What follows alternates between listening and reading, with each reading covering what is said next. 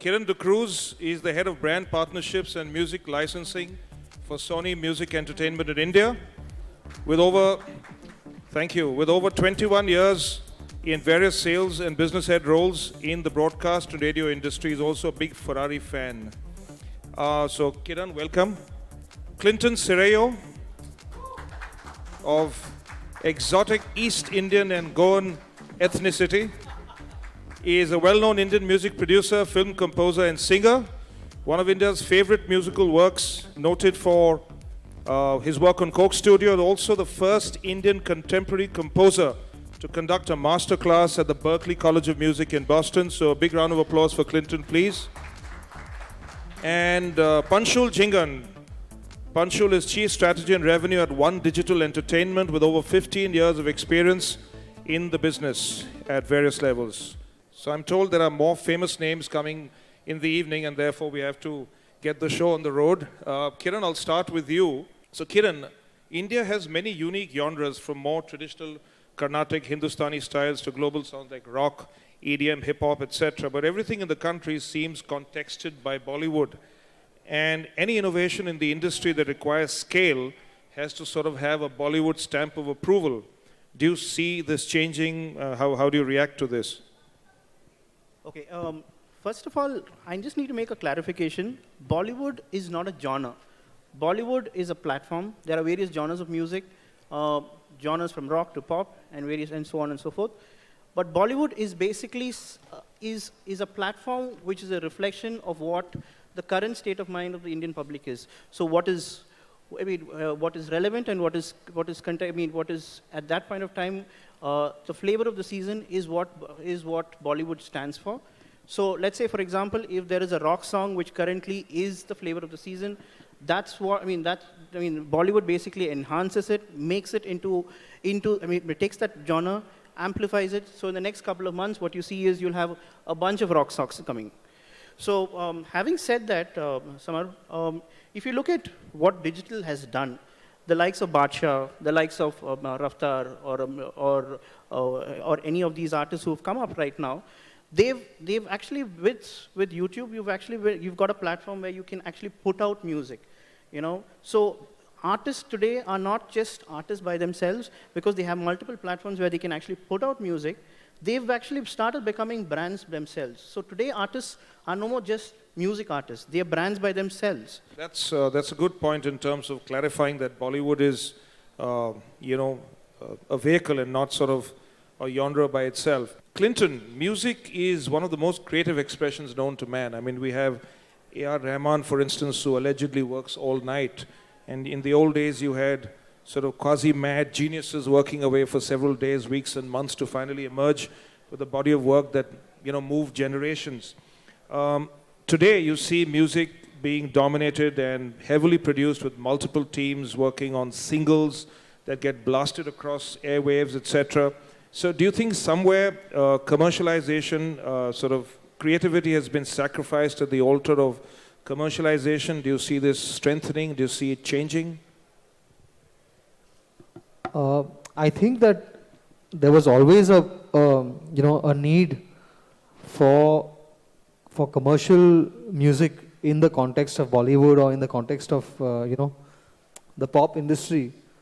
What has actually happened over the years, and to me somehow this is something that I may be alone in thinking this, but one of the biggest losses to Bollywood has been the fact that a single music director doesn't do a film anymore.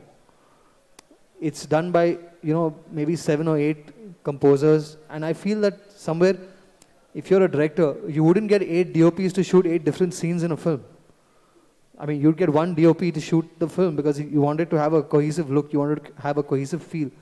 So why get 8 composers to compose, in a film? Somehow that doesn't seem, for people who like to treat the audio and video as one component and like to, create an audio signature for a film, it's something that, is something to be considered, which is why also at the same time you consequently will have music that doesn't really last, because even the film, people want the film to make money in one weekend, that's it. So music is, kind of as dispensable in a sense, because you have songs that not necessarily fit with the vibe of the film, or are not intrinsically linked to the story of the film, that are just being used as promotional tools to to promote the film for X amount of weeks or X amount of months. There's definitely going to be a longevity problem with that, and that is going to reflect, and that is going to carry forward to artists that are making that music, because they are literally creating a consumable product that is not supposed to last for more than one weekend anyway. So I think that that definitely is, you will see that reflecting in the quality of art that is being presented to people, because it's not like people don't want to hear better stuff.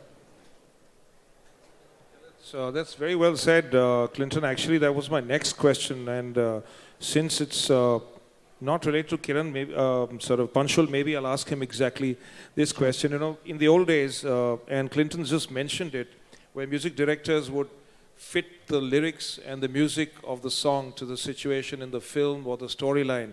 Today you have companies and artists and music sort of composers who will have a bank of 5, 10, 15, 20,000 songs. And it's almost like an all-you-can-eat buffet where people can just sort of pick and choose that and set it into a context. And very often the song itself is the selling story for a film, or sometimes it plays when the credits roll and you have people sitting in to watch that song, which may have absolutely no connection with the film as well. And do you have a point of view on this? Do you see it changing? Do you see it only enhancing?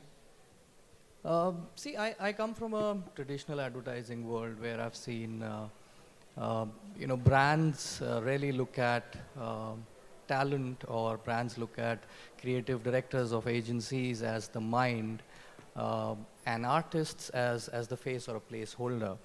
What I've realized is, and what I've appreciated over this period of time, is that that divide seems to have fizzled out, where now the talent is in the center of the creative, and brands have really started to demand that. That leads me to the fact that it's best to let the brand and the content do the talking, because who better than an artist to understand the perspective of the fans that he's engaging with, and how that synergy of the content and the creative brief creates the magic. Now, if you let the magic happen, it delivers well. You're talking about Rahman. I just remembered it was like 2008. I was at ESPN as a client, and we were looking at using music to sell one of our products. We were talking about creating CLT20 league anthem. After a lot of deliberation, we figured that, let's get Rahman on the fold at the front. And then that was the first time we saw the magic happen, because, you can't take away from the fact that a big talent and an artist from his own right, is able to drive the entire conversation for a brand. Leading from there, what we've done and what we've seen from that perspective is a lot of new stories emerging. Some of the examples that we've recently worked on are from the same thought that, if you let the creative do the talking, and if you let the brand get the entire messaging through. So an example that I just remember is we were working for a brand which is very dear to us, and we have a very interesting relationship with them. There was a project we were working with Raftar, and the thought was very simple, the idea was very simple, and you've seen many Punjabi music's videos where you see the boy chasing a girl, and this time we wanted to do something very, very different. The thought was to have Raftar talk about his passion and his love interest, and the entire thought was in a genre where he's talking about how, there's so many girls around, but this one that I love is nothing like anybody else. Now that resonated with, what the brand was talking about, and one thing led to another, and we started working on a very lovely project. We did a similar thing with Nokia. where, Nokia, we all know, there was a brief and there was a challenge that the old Nokia is now coming in. How do we start connecting with the youth, and how do we talk the brand story to the younger generation? From there led the thought that why don't we put the creator again in charge? We got a son-in-law to recreate the nostalgia of the Nokia tune. And we also engaged a lot of influencers from the music space, like Shirley Setia, we got Darshan, we got DJ Chetas and Aditi, to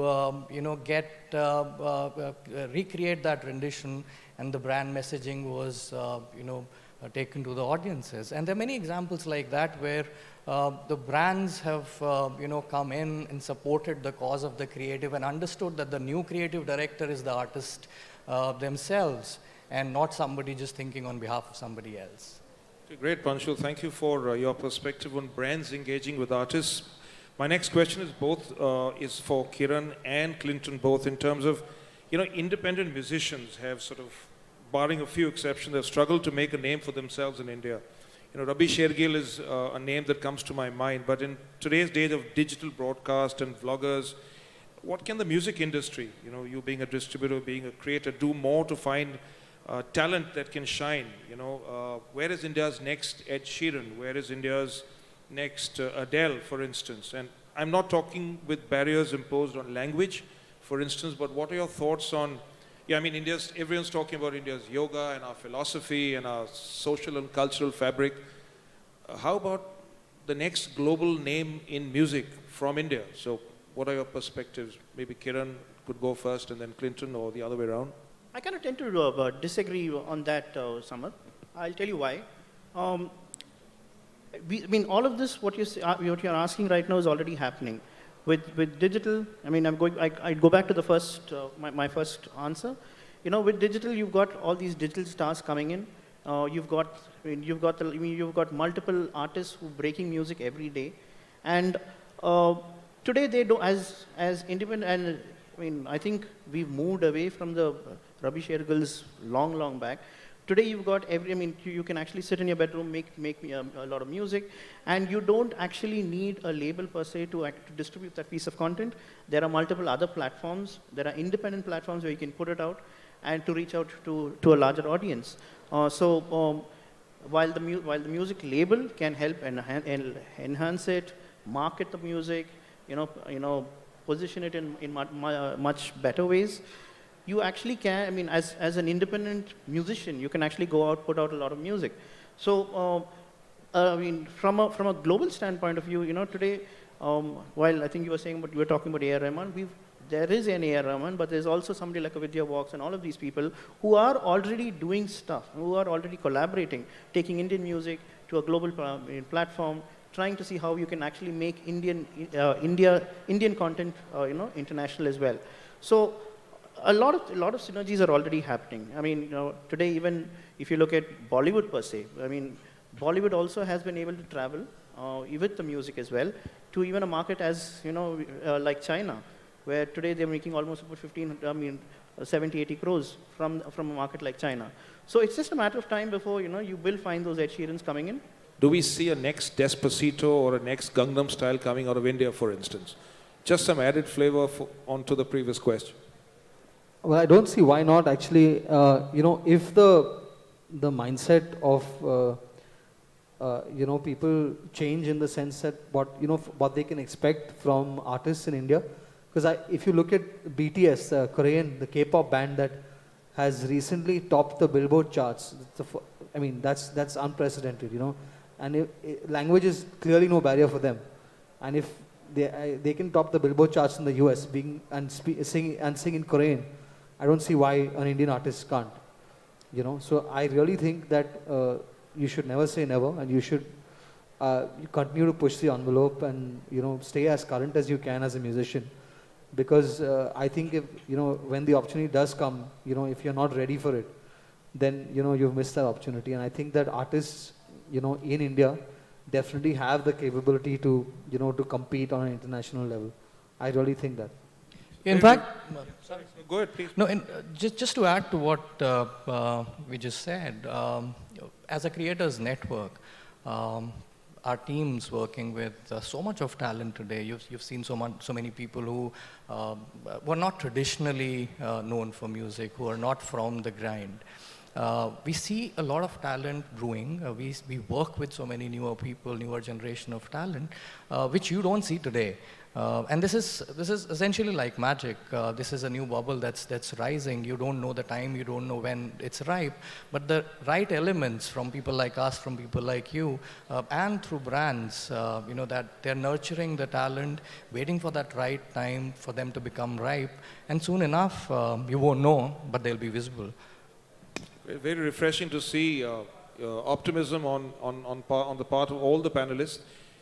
The way music is going, we're talking about innovation in terms of streaming, in terms of paid applications like Apple and Amazon, and free applications like Google and Ghana and Savan, and discovery platforms like Smule and Shazam. Then there's YouTube, there's SoundCloud, there's Spotify, there's radio, cinema, television. There's an explosion of content. There is a profusion of platforms on which you can discover that content. And then there are people like you who play different roles in the ecosystem. It's just getting more and more complex. And do you see an agglomeration happening? Do you see a simplification, or do you think live will exist along with recorded, along with streaming applications, etc.? Kiran, what do you think? See, if you look at today's scenario, we at one point of time we thought vinyl was dead.